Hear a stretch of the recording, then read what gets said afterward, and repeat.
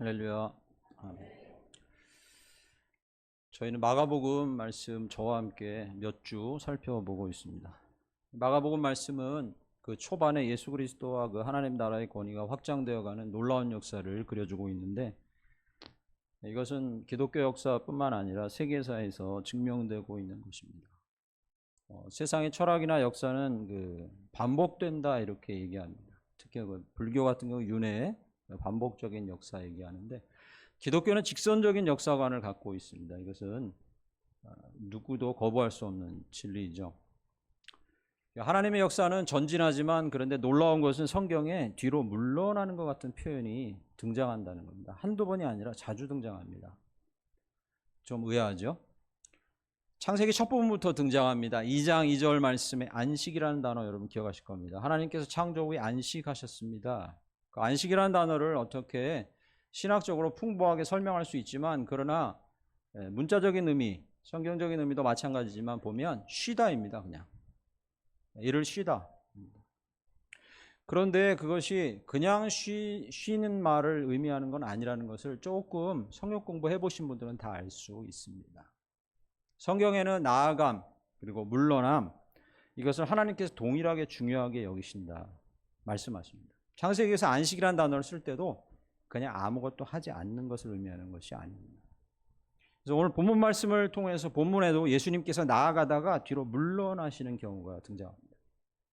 원래는 45절까지 살펴봐야 되는데 본문이 길어서 40절부터 45절 사이는 기회가 되면 한번 더 살펴보도록 하겠습니다. 오늘 본문 말씀을 통해서 하나님께서 물러감의 시간에 주신 의미가 무엇인지, 그리고 그것이 나아감과 어떻게 연관이 있는지 오늘 본문을 통해 살펴보고, 우리도 균형 있는 신앙생활을 하기를 간절히 축원드립니다.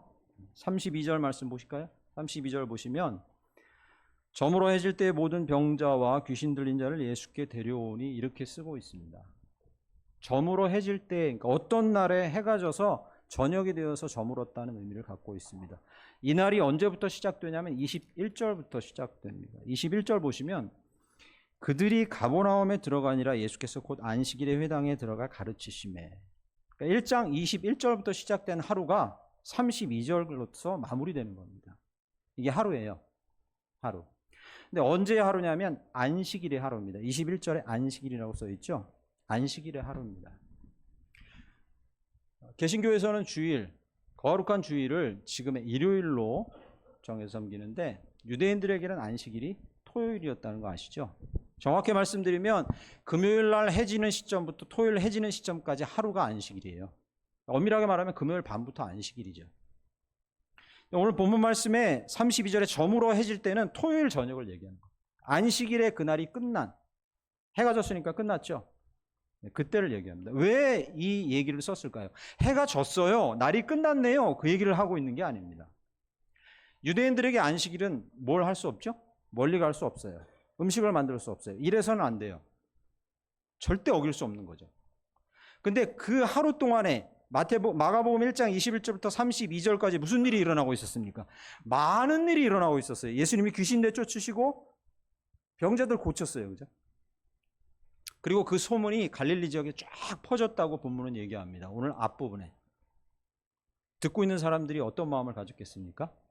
여러분, 평택 지역의 어떤 교회에 걷지 못하던 사람이 걷거나 귀신 들리는 사람이 나왔다는 소문이 퍼지면 그 교회 어떻게 될까요? 난리 나죠. 난리 납니다. 그 교회 난리 납니다. 지금 그런 상황입니다. 그 소문이 쫙 퍼졌어요. 그런데 예수님께 달려가고 싶다는 마음이 굴뚝 같은데 왜 못 달려오고 있는 거예요? 안식일이니까 참고 있는 겁니다. 잘못하면 공동체에서 쫓겨날 수 있으니까요. 대기하고 있던 거예요. 여러분, 백화점 문 열리면 오픈런 보셨죠? 뉴스에. 문 열리면 막 뛰는 거. 지금 그런 상황이에요. 해지기를 기다리다가. 해지기를 계속 기다리다가 해가 지니까 뛰어오는 거예요, 지금. 그냥 해졌다는 얘기를 쓰고 싶은 게 아닙니다. 안식일이 끝났어요. 사람들이 지금 오픈런 하고 있어요. 누구에게? 그분께, 예수님께. 32절 말씀 보시면 뒷부분에 모든 병자와 귀신 들린 자.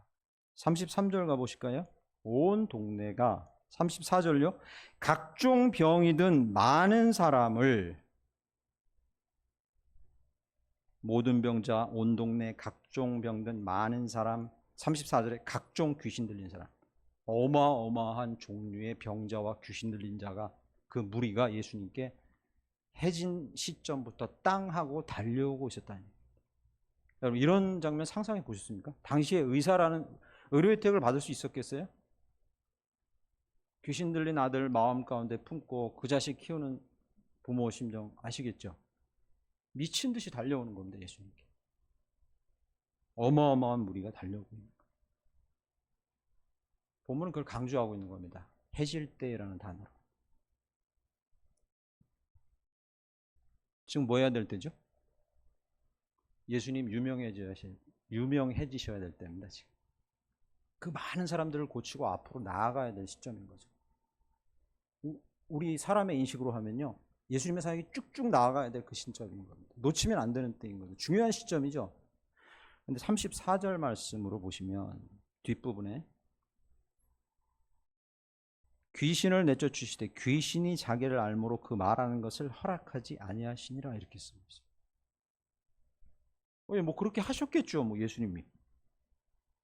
그렇게 볼 수 있지만 그렇지 않습니다. 24절 말씀 가보실까요? 24절로 잠깐만 다시 돌아가 보시면 24절에 예수님께서 안식일 날 귀신을 내쫓으시고 병 고치시는 사역을 하니까 마귀가 와서 이렇게 얘기합니다. 나사렛 예수 우리가 당신과 무슨 상관이 있나이까? 우리를 멸하러 왔나이까? 나는 당신이 누군지 압니다라고. 이게 마귀가 한 얘기잖아요. 예수님이 앞에 계시고 그 놀라운 사역 때문에 사람들이 많이 몰려있는 시점에서 마귀의 입을 통해서 누가 드러났다고 하셨어요? 지난 시간에 말씀드렸는데요. 예수님이 어떤 사역을 하시는 얼마나 높은 분인지가 드러나고 있는 거예요. 24절에. 이때는 예수님이 그 마귀의 입을 막지 않고 허락하셨어요. 그 얘기를. 자 이제 때가 됐다. 내가 누군지 알려라 라고 허락하신 거죠. 그런데 34절 보시죠. 비슷한 상황인데 예수님께서 뭐라고 하세요? 말하는 것을 허락하지 않으세요. 막으신 거예요. 재밌지 않습니까 이게? 지금 앞으로 쫙 치고 나가야 될 때예요. 분위기가 다 조성됐어요. 한 며칠에 걸쳐서 많은 사람들이 몰려들어가지고 이슈가 되는 거예요. 앞으로 나갈 때인 거죠. 근데 예수님께서 말하지 마라. 뒤로 물러나시는 거예요. 뒤로. 멈추고 뒤로 물러나시는 거예요. 이랬다 저랬다. 성경에는 이런 본문이 많이 나와요. 오늘 본문 말씀을 해석하는 키가 되는 것은 요한복음 2장 그리고 7장, 6장에 계속해서 나와요. 마가복음은 다루지 않는 본문이죠.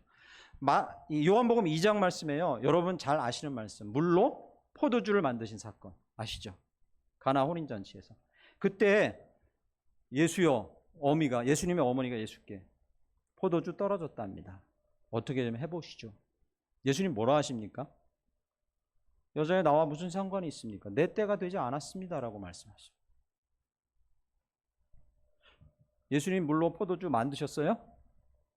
만드셨죠. 이렇게 말씀하시고 나서 만드셨어요. 이랬다 저랬다. 해석하기 쉽지 않은 본문입니다. 그 사이에 마음 변하셨겠죠. 그럴까요? 그래서 잠깐 후회하시고 만드신 걸까요? 우리 어머니 마음 다치셨네 하고? 그렇지 않습니다. 그런 의미가 아니에요. 요한복음 7장에 가보면요 비슷한 말씀이 또 나옵니다. 이것도 희한한 말씀이에요. 예수님의 형제들이 예수님께 얘기합니다. 예수여 당신의 유명세가 지금 끝까지 올라갔어요. 이제 유대인의 3대 절기 초막절이 가까워오고 있는데 예루살렘으로 올라가시죠. 그래서 이제 명예를 받으세요 라고 형제들이 예수님께 얘기해요. 요한복음 7장 6절에 여기 나오네요. 뭐라고 하십니까? 내 때는 이르지 아니하였거니와. 8절에 또 뭐라고 하냐면 동일한 말씀 또 얘기합니다. 내 때가 아직 차지 아니하였다 말씀. 재밌는 건요. 이러고서 올라가셨어요. 올라가십니다. 요한복음 7장 보시면 이렇게 말씀해 놓고 몰래 올라가셔요. 거기서 짜잔 하셔요. 희한하죠? 오늘 본문 말씀을 해석하는 키가 여기 있습니다. 왜 그러셨습니까? 예수님께서.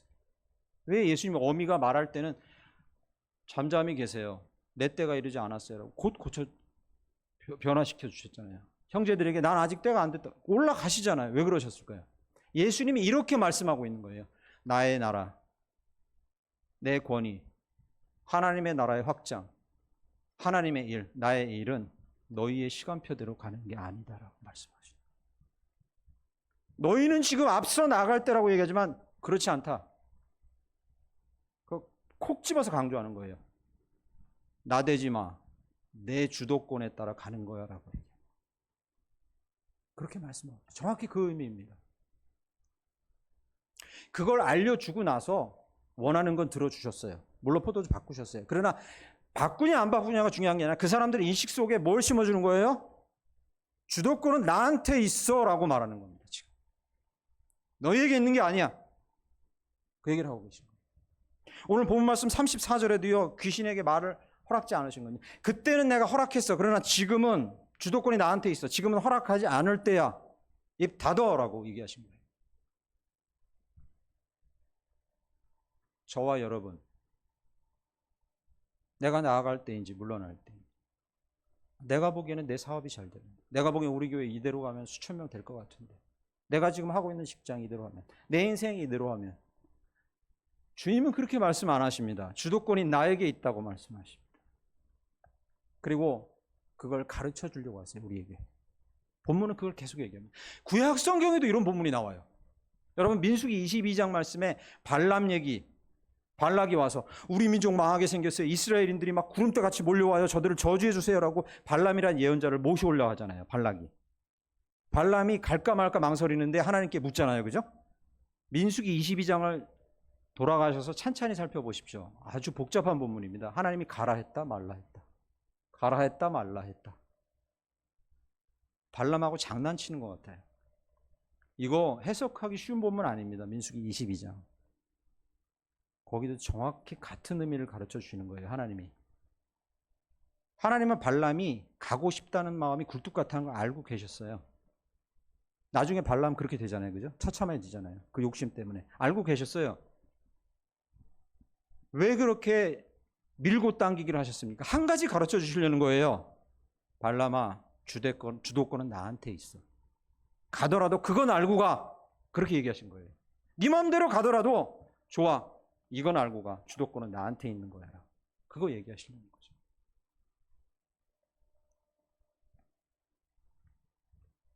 오늘 본문에도 그걸 말씀하십니다. 그런데 그렇게 해석한다 할지라도요. 좀 궁금증이 남아요. 목사님, 그러면 24절에 왜 허락하시고 34절에 무슨 변화가 있었길래, 예수님이 어떤 상황을 감지했길래 이때는 막으신 거예요? 네, 주도권이 주님께 있다. 맞아요. 그런데 왜 오늘 본문에서는 막은 거예요? 왜 그러신 겁니까? 그런 궁금증이 남죠, 당연히.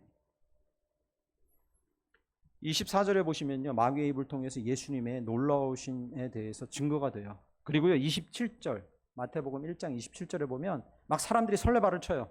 오, 새로운 교훈이다. 이런 자가 없었다. 이런 교훈이 우리에게 없었다. 막 설레발을 쳐요. 뭔가 예수님에 대해서 진짜 깨닫고 삶이 변한 것처럼 고백해요. 그런데 하나도 변하지 않았다는 걸 저희는 알 수 있어요. 왜요? 이들이 몰려온 목적이 뭐예요? 그냥 병 고치고 귀신 낫는 거예요. 귀신 쫓겨나는 거예요. 그 외에는 관심이 없었어요. 예수님은 그걸 간파하신 거죠. 구름대처럼 몰려왔지만 예수님이 진짜 누군지에 대한 관심이 없고 오직 그냥 병 낫겠다고 몰려온 사람들이라는 걸 예수님은 간파하신 거예요.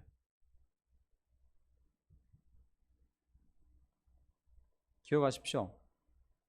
예수님께서 뒤로 물러나실 때 언제냐면요, 참된 진리, 부활, 생명, 제자의 도, 주님을 따라가는 진정한 삶, 이런 거 관심 없고 외적인 데 관심을 쏟는 순간 주님은 물러나십니다.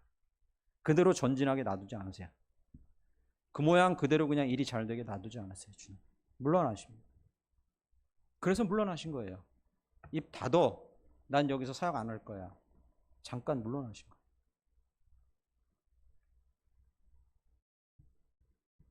요한복음 6장에요. 오병이어 사건 나옵니다. 떡 5개 물고기 2마리로 5,000명 먹인 사건.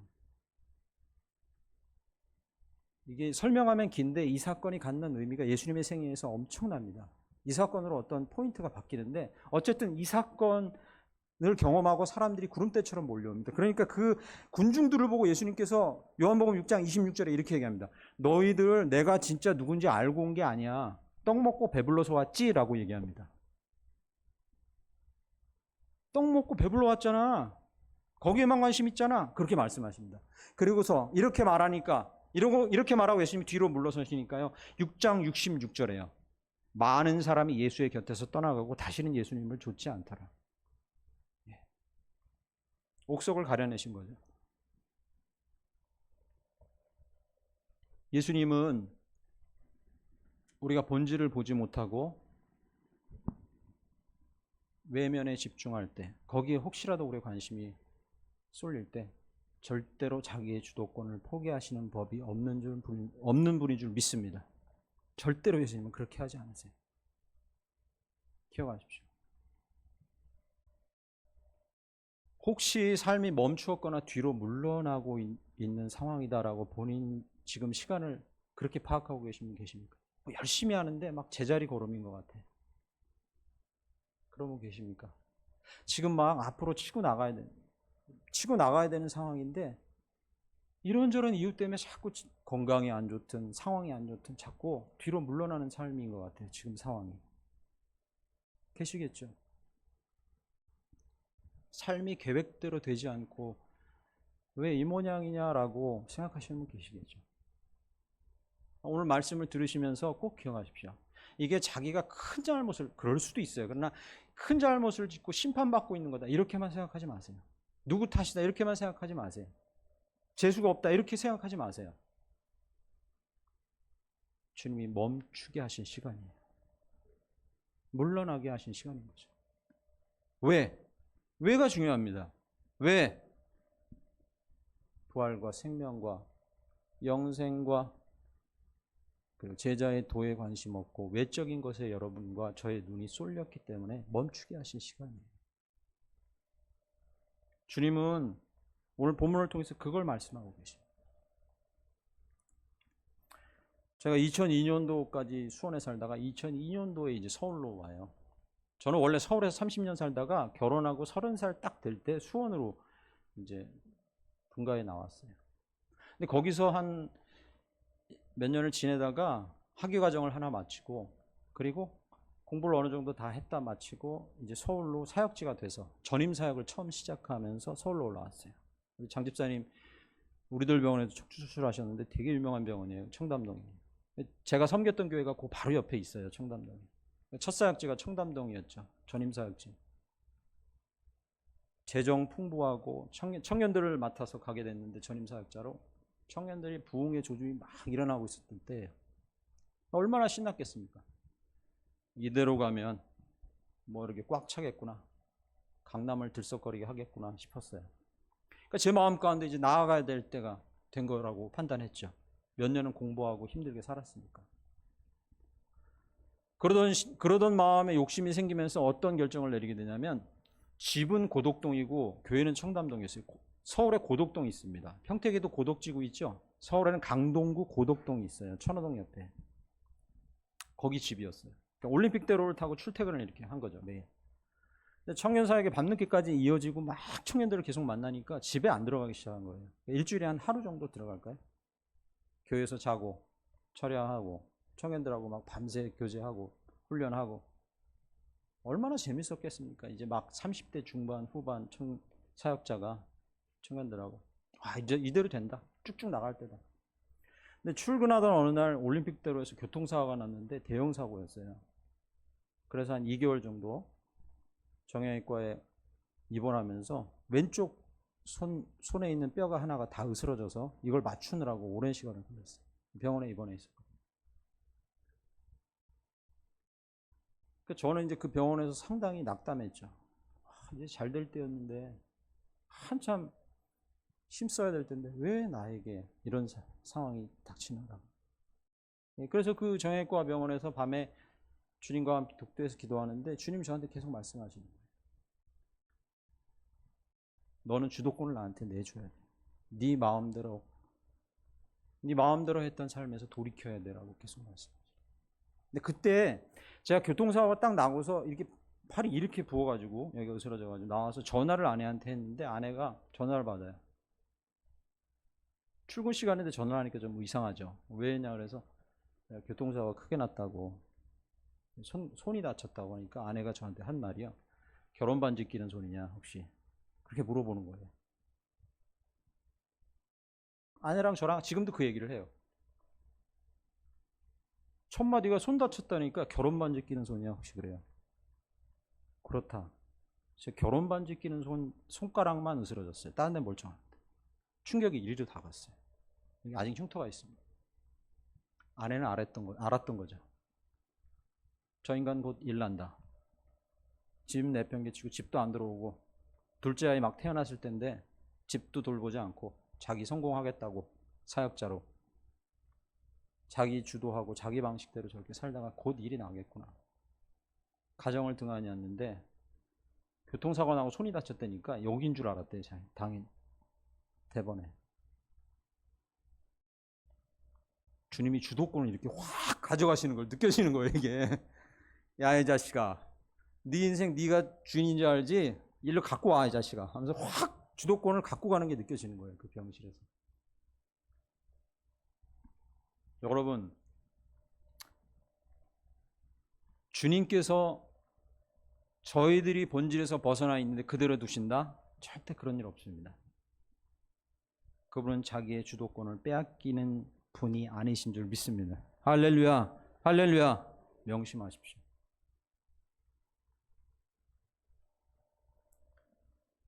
제가 부임하고 한 두 주 정도 지났을 때 사랑방 순장 한 분이 어쩔 수 없이 사정상 인도를 못하게 돼서 사랑방을 하나 인도했는데 한 팀을 거기 청년 하나가 한 주간 이런저런 이야기 나누라고 이렇게 했더니 훈련받고 있는데 책 하나 자기가 읽은 거 너무 마음에 와닿아서 소개한다고 로버트 멍어라는 사람이 쓴 내 마음 그리스도의 집. 제자훈련 하신 분들 다 읽었을 텐데요. 아주 얇은 책입니다. 안 읽으신 분들은 다 읽어보십시오. 내 마음 그리스도의 집. 그 내용이 그렇습니다. 예수님이 어느 날 현관문을 두들기고 들어와요. 내가 너의 거실을 좀 살펴봐야겠다. 나한테 소개해 줄 수 있냐? 내가 너의 화장실을 살펴봐야겠다. 내가 너의 창고를 살펴봐야겠다. 내가 너의 식당을 살펴봐야겠다. 볼 수 있겠니? 예, 예수님. 저는 나름대로 괜찮게 살았어요. 이 정도면 깔끔하잖아요. 거실에 갔는데 거기 이상한 서적들 펴져 있는 거예요. 자기가 깜빡 못 치운 거. 예, 제 나름대로 제 창고 잘 관리했어요. 문 여니까 막 쓰레기가 막 우르르 밀어놓은 거 막 쏟아지는 거예요. 그런 책이에요. 물리적으로 식당을 얘기하는 게 아니죠. 창고 얘기하는 게 아니죠. 주님이 우리 마음에 들어오셔가지고 주도권을 갖기를 원하시는 거예요. 그 모든 부분에. 여러분 나아감의 시간을 위해서 물러남의 시간이 반드시 있어야 합니다. 그때 주님께 주도권을 내어드리는 시간이에요. 그때가. 받으셨죠? 할렐루야.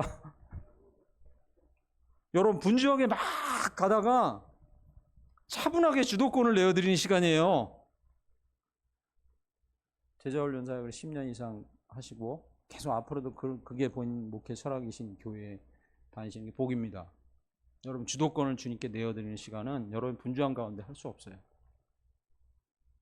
그렇게 할 수 없습니다.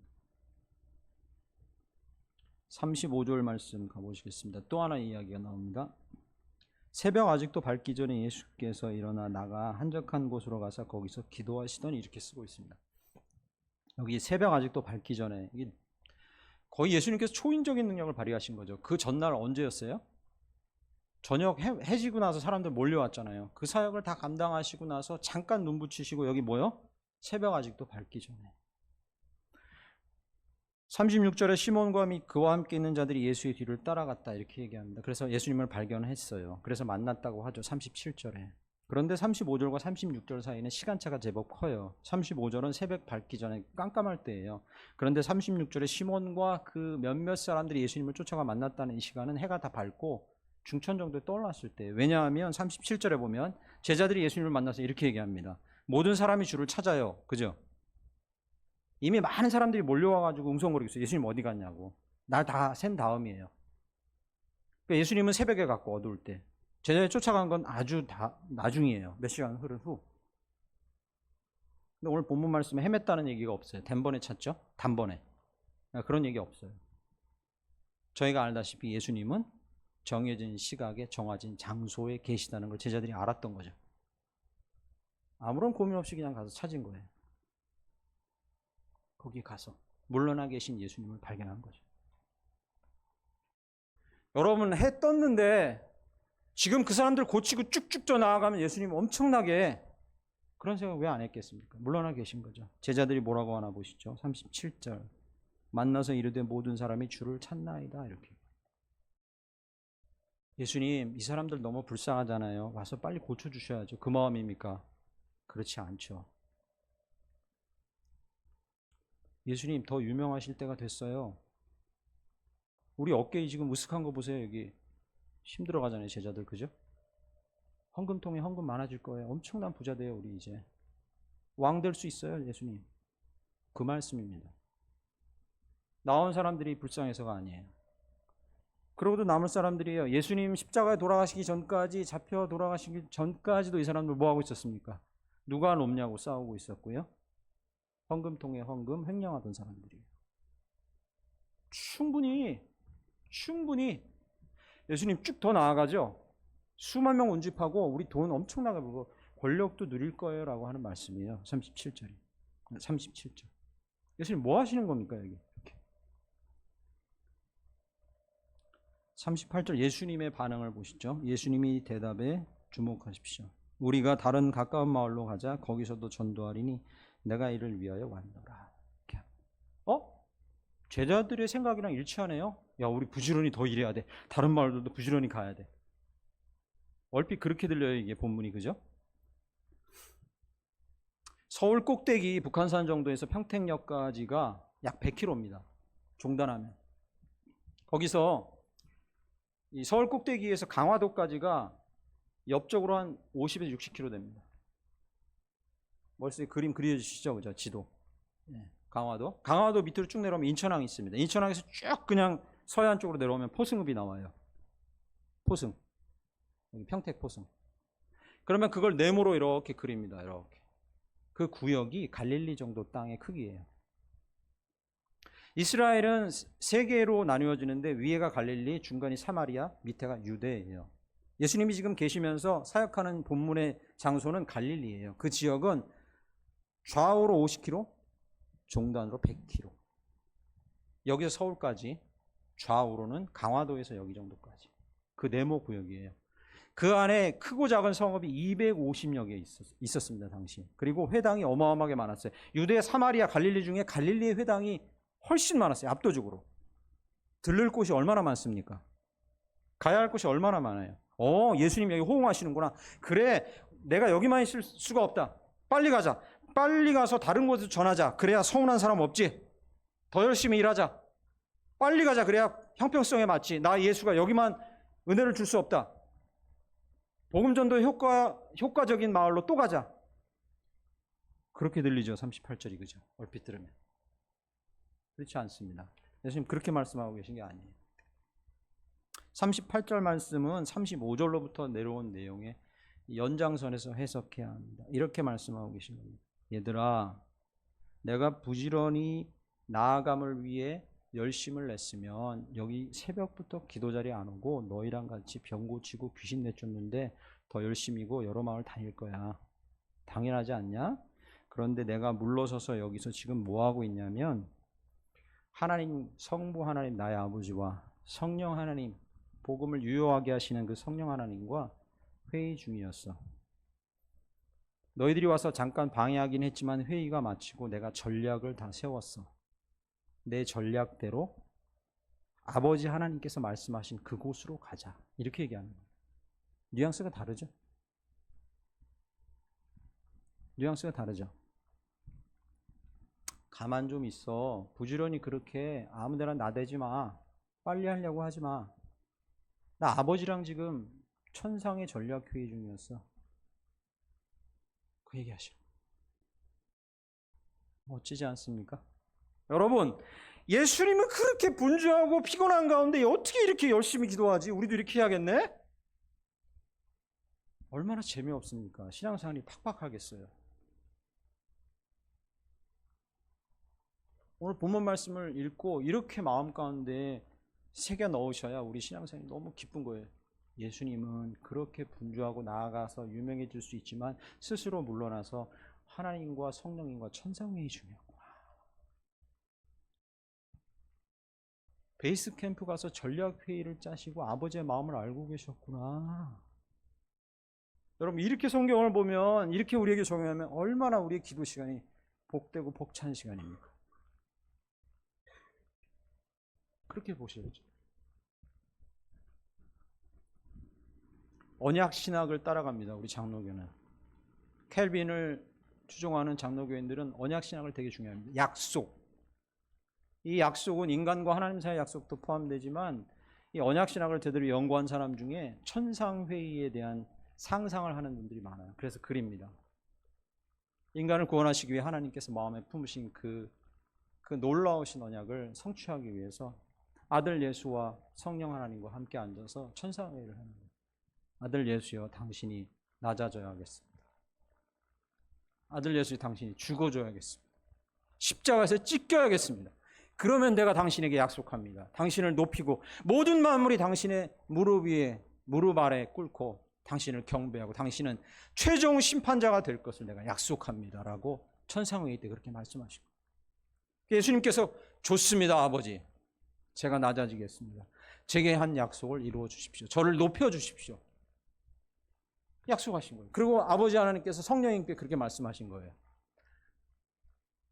성자 예수가 이 일을 온전히 다 이루거든 성령이요, 당신께서 이 복음과 구원의 역사를 오고 오는 모든 세대 사람들에게 적용해 주십시오라고 성령께 요청한 거예요. 성령님이 그것을 아멘하고 받은 거죠. 이게 천상회의예요. 이 회의는 아주 오래전에 끝인 게 아니에요. 끝난 게 아닙니다. 주님이 다시 오시는 그날까지 계속 진행 중인 거예요. 계속 진행 중인 거예요. 물러남의 자리는 어떤 자리냐면 기도 자리이고, 그 자리는 어떤 자리냐면 성부, 성자, 성령 하나님께서 천상회의를 하는 자리에 감히 우리가 끼고 있는 자리인 거예요. 할렐루야. 감히 끼고 있는 자리입니다. 감히. 자격이 없지만 예수의 보혈로 감히 그 자리에 있는 거예요. 그래서 거기서 그들의 전략을, 그 성삼위 하나님의 전략을 듣고 있는 자리인 거예요. 얼마나 영화로운 자리입니까? 근데 이 자리를 갖다가 피곤해도 기도는 해야지라고 만약에 스스로 폄하시킨다면 이게 얼마나 우울한 일이에요.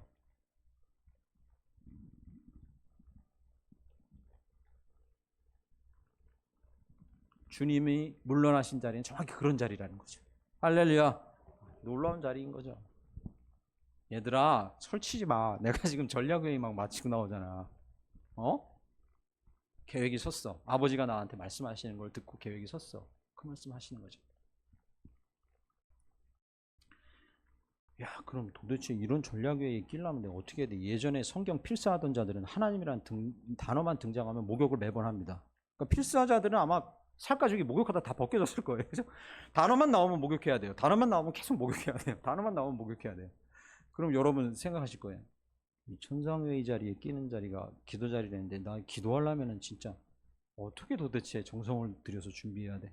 여러분 거창하게 생각하지 마십시오. 얼마나 시간을 많이 들여야 돼? 거창하게 생각하지 마십시오. 거창하게 생각하지 마십시오. 두 가지만 기억하십시오. 두 가지. 예수님이 지금 보여주신 본을 따라서 딱 두 가지만 기억하십시오. 정기적이어야 합니다. 그가 지금 어디에서 뭐 하고 있는지 알 정도로 정기적. 김 집사님은 이 시간에 여기서 이거 해. 정기적이어야 돼요, 반드시. 시간을 들이는 건 정기적인 거예요. 또 하나는요, 방해받지 않는 곳이어야 돼요. 예수님 본을 보여주신 거죠. 정확히. 있으십니까? 그런 자리가? 있으셔야 돼요. 스스로 물러나는 자리가 있으셔야 됩니다, 반드시.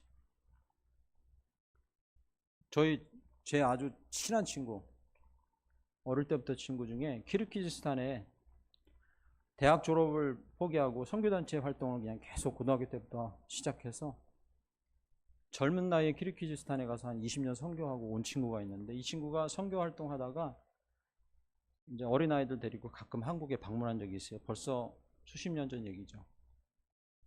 그때 선교사에게 허락된 그 게스트룸, 게스트하우스 같은 거, 선교단체에서 허락된 그 룸이 지금은 시설들이 좋은데 당시에는 아무것도 없고 그냥 방딸랑 하나 이런 데였어요. 이 친구가 거기 있다 그러기를 한번 놀러 갔는데 정말 방딸랑 하나더라고요. 아무것도 없고. 그런데 이런저런 얘기를 나누다가 그 친구가 이렇게 얘기하는, 우리가 여기서 묵상하고 기도를 해야 되는데 아내랑 자기가 고민이 아이들이 어리니까 방해가 많이 되는 거죠. 고민하다가 이 친구가 아이들 어린데 그래도 말은 알아들으니까 여기 방에다가 아빠가 파티션을 하나 칠 거야. 이 자리는 아빠가 천상회의 자리, 하나님과 회의하는 자리야.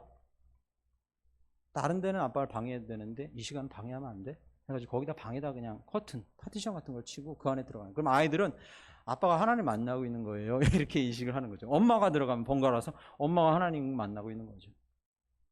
핑계가 됩니까? 저희들이 장소가 없다는 게 핑계가 됩니까? 출근하다가 차 안. 그 안에서 3분. 밥을 준비하다가 주방에서 가족들이 깨기 전 2분.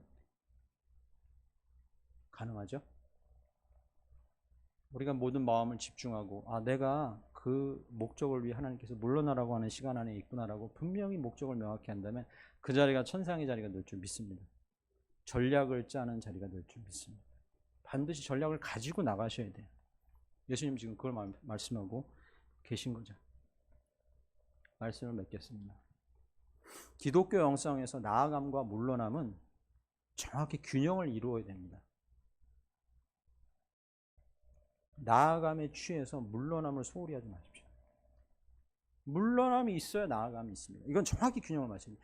더 나아가시는 분들은 더 많이 물러나셔야 돼요. 봉사를 더 많이 하시는 분들은 더 많이 훈련하셔야 돼요. 봉사를 더 많이 하시는 분들은 더 많이 기도에 나가셔야 돼요.